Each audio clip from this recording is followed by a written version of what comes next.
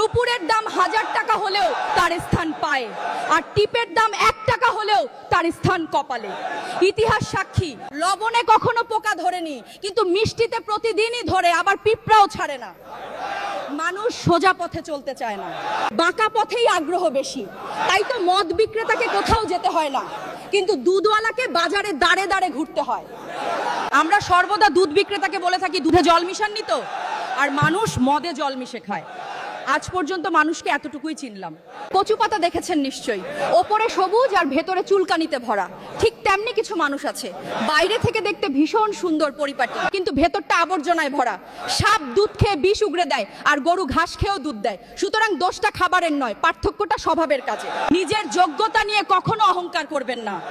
মনে রাখবেন, পাথর কিন্তু নিজের ওজনের জন্যই জলে ডুবে যায়। যারা, কি আজব দুনিয়া জানেন? যার চোখে ঘুম আসে তার কাছে ভালো বিছানা নেই, আর যার কাছে ভালো বিছানা আছে তার চোখে ঘুম নেই।